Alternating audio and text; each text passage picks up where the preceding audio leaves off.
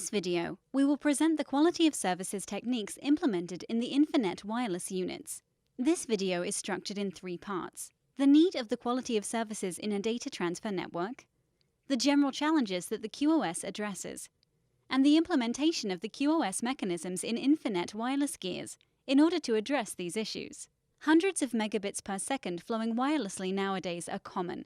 However, in wired networks, the flows are measured in gigabits per second. If no congestion management feature is available, packets will be dropped, resulting in an increased retransmissions rate. Retransmissions will add extra load to the already congested network, and it will further degrade the performance. Such behavior could be nearly satisfactory for typical internet surfing, social networking, or email exchange. However, there are plenty of applications and services which are sensitive to increased latency and packet loss. Voice over IP, VoIP, video conferencing, IPTV, business-critical apps like CRM and remote desktop are among them. The immediate solution is to increase the throughput of the wireless link, to set up additional wireless links, or to substitute wireless with optical fiber. But such solutions are expensive and sometimes not practically feasible. The second option, and in the majority of the situations the best option, is to implement quality of services techniques. At the basic level, the network quality is evaluated by the loss, delay, and jitter parameters. Loss represents the number of packets that were not received against the total number of packets transmitted. To improve the loss in our network, the QoS mechanisms determine the selective drop in order to ease the congestion when present. Delay represents the amount of time a packet travels between the sending and receiving endpoints. Jitter is the delay variation of the transmitted packets. For example, if one packet requires 100 milliseconds to cross the network, and the following packet requires 125 milliseconds for the same trip, the delay variation will be 25 milliseconds. To overcome such situations, each endpoint uses a jitter buffer to smooth the delay variations in case of voice over IP, VoIP, or video over IP traffic. The first task for the QoS is to differentiate between the traffic flows. Let's consider the differentiated services which can serve the QoS packet classification purposes by using a 6 bits differentiated service code point in the IP header of the packet, part of the 8 bits DS field. The DS and ECN, for congestion notification, fields replace the outdated type of service. A packet with DSCP priority 48 is illustrated in the picture. The marked packet arrives to the InfiNet unit, and the next task of the QoS is to map the DSCP value to the corresponding mint priority, which in our case is mint prio 1. The proprietary Mint protocol assigns a priority that will be used to transfer through the whole Mint network. Another traffic filtering method is based on the class of service priority values, or 802.1p priorities.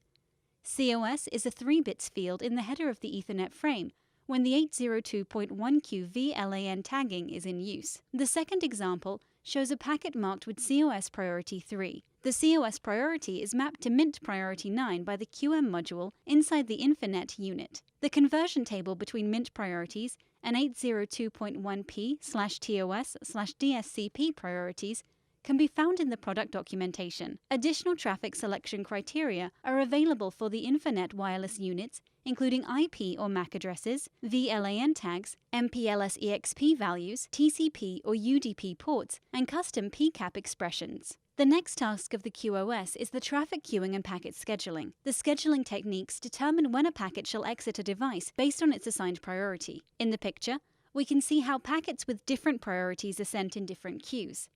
Since Mint priority 1 packets carrying voice services are more important, they will take precedence in emptying the queue.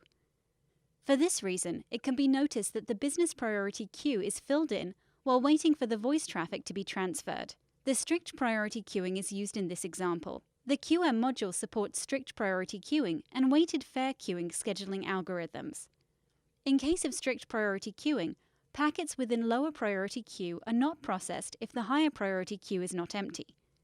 In case of weighted fair queuing, weights are used for every queue of an interface, which allows for different queues to have different service shares depending on the weight value. Another task for the QoS is traffic shaping, which retains the excess packets in a queue, buffering the delayed packets, and schedules the excess for later transmission. The result is a smooth output packet rate.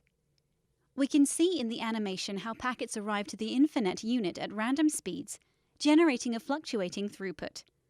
By contrast, the packets exit the unit in a uniform manner, ensuring a constant desired throughput. Now, let's see how the QoS can be implemented step by step using InfiNet wireless gears. Auto QoS features are implemented by the InfiNet units, which can automatically prioritize the following traffic types: RTP, ICMP, 802.1p marked, TOS, and packets with TCP ACK. The scope of the first scenario is to show the functionality of the Auto QoS feature. For this purpose, the client PC will be generating RTP traffic over a point-to-point InfiNet wireless link in order to reach server. Let's see how the slave unit treats the RTP traffic. The first step is to check the Auto QoS setting for RTP traffic.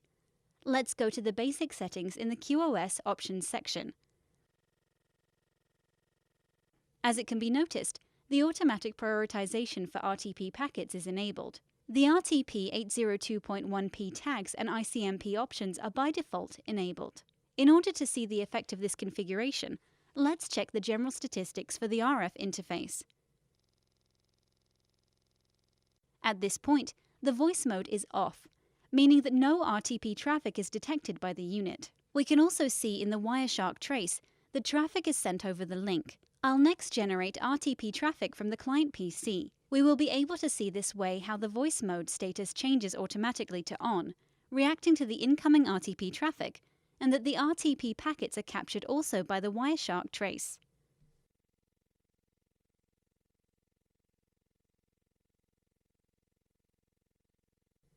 Additionally, we can check the QoS statistics for the RF interface in order to see the priority queues incrementing. Let's reset the counters.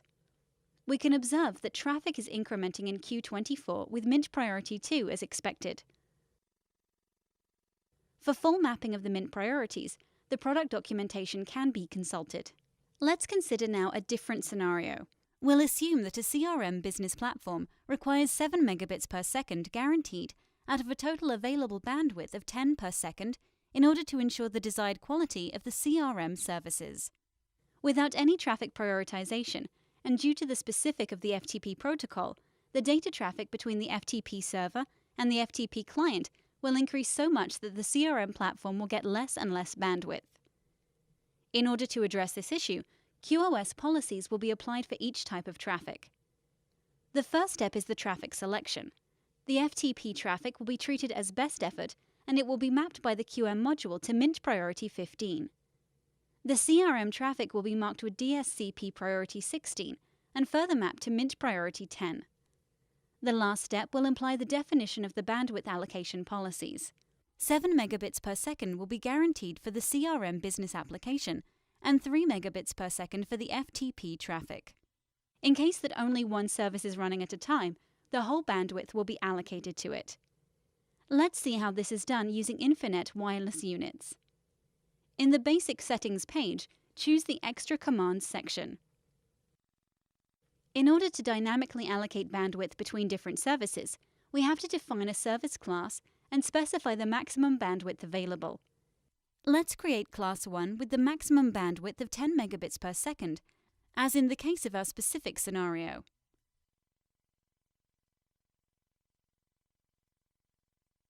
Next, we have to define the QM channels. The Mint QoS Manager uses logical queues called QM channels for implementing the QoS policies to different traffic types. Let's add channel 1 and create a filtering rule based on the DSCP priority.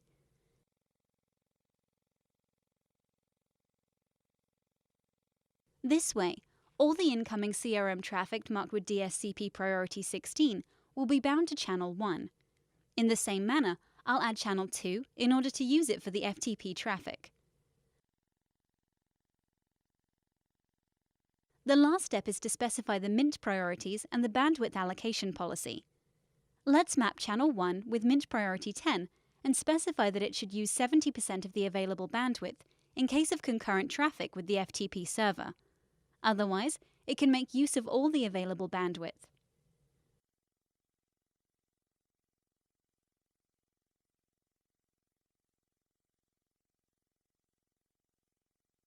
For channel 2, I won't specify any priority, meaning that the FTP traffic will be treated as best effort and map to Mint Priority 15. 30% of the bandwidth will be guaranteed, otherwise all the bandwidth can be used. To be noted here that the seal value can be configured as less than 100%.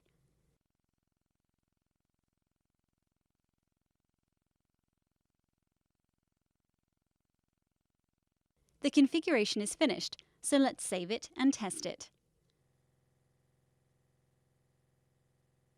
We'll check the throughput variations at the CRM client. Initially, I'll generate only CRM traffic. We can see in this case that the full 10 megabits per second bandwidth is in use by the CRM business application. Let's check with Wireshark that the DSCP is indeed set to 16.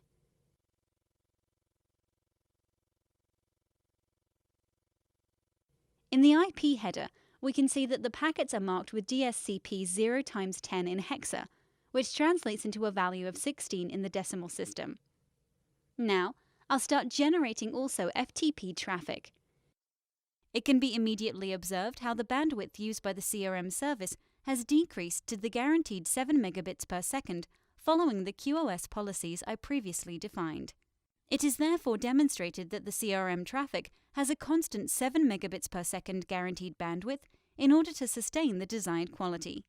Also, to be noted that if any of the services will be transferred with less capacity compared to the guaranteed bandwidth, all the remaining bandwidth will be allocated to the other service. The last thing to check is if the Mint priorities are assigned according to the configuration settings that were performed. I'll open the QoS statistics and reset the counters for this. As it can be seen, the queues corresponding to Mint Priority 10 and Mint Priority 15 are incrementing as expected, one for the CRM traffic and the other for the FTP traffic.